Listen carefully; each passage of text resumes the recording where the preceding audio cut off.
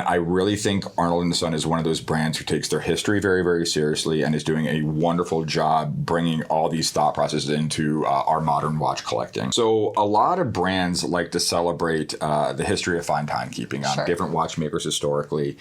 And that's all well and good. I love celebrating the history of horology, but it's what you do with it in a modern take that I think counts. If you're new to our channel, my name's Elizabeth Smith. This is George Reed. We're with Oliver Smith, the jeweler. George is our head watch nerd, and I'm a big watch fanatic as well. We post a new watch review every week.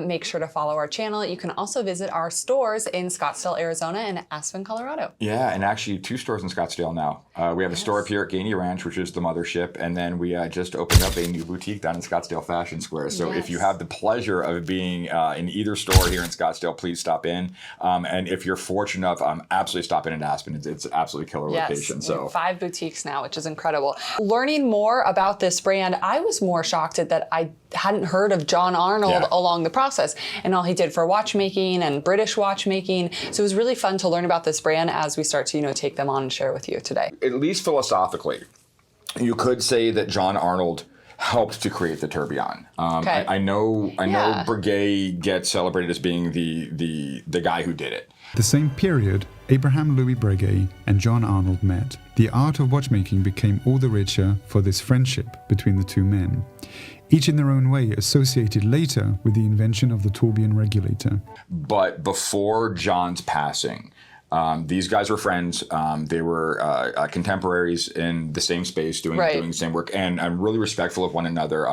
They spoke a lot. They talked about different theories of high horology, and to that point, on John's passing, his son picked up the mantle, continued the company, and the very, very first Breguet tourbillon was done in a John Arnold pocket watch, and Louis actually did like a little tribute to his past friend, and I just thought that was amazing. It's really cool. It's cool to imagine what kind of conversations within their friendship were going on about, the tourbillon and watchmaking. I'm imagining over a couple drinks, we're in a dark setting, we're drinking out of silver little chalices because it's the 1700s. Well, but it's funny because like I knew that the first turb was in an Arnold pocket watch, but I didn't make the connection until the modern watch was actually even given to me. So you're not wrong in like maybe not knowing this history as well as we should. It's important and it's out there, and these are things that should be known. But to me, it was the modern watch that led me back to the historical significance of the company. Right.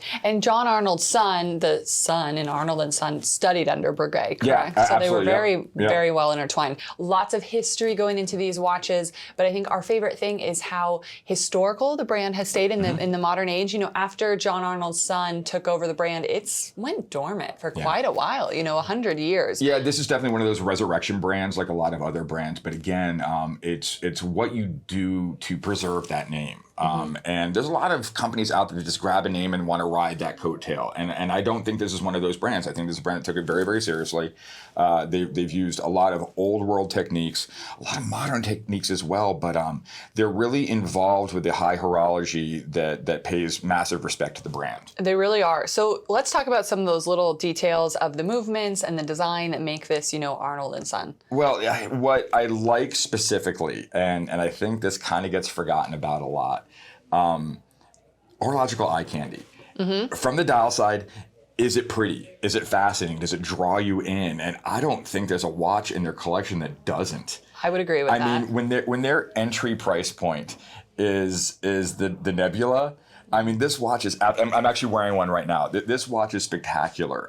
The balance, the bridges, so it's 7 bridges. It's 2 mainsprings to house the power. I believe it's a 90-hour power reserve on this one. So you have these 4 circles. The balance of the watch is absolutely fascinating. But if you don't know anything about watches, if you've never seen a nice watch before, from across from you go, oh, that's a nice watch. Yeah. It just implicitly is. That looks rich.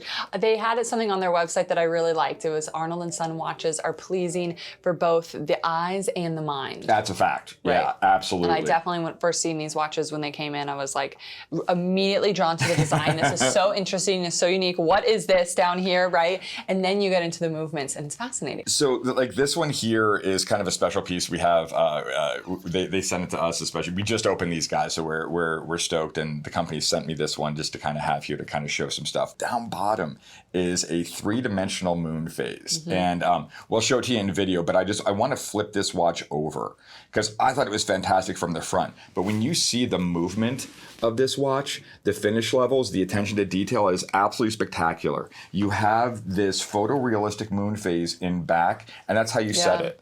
Once these moon phases are set, they're good for something like 155 years. Oh, wow. Okay. I will not be around to prove that, so don't quote me on that. But they're very, very accurate, incredibly well done. And it's just these little attention to details. All the finish levels, they're just spectacular, spectacular works of art. We have these in the store new. Again, if you have the pleasure of being up here in Scottsdale, please stop in and see them. Keep an eye on this brand. I had a great time with them in Geneva. Shashir, all those guys are phenomenal. Oh, yeah, I heard you had a great time. Yeah, hey Shashir. The new stuff that's coming out, spectacular. Yep.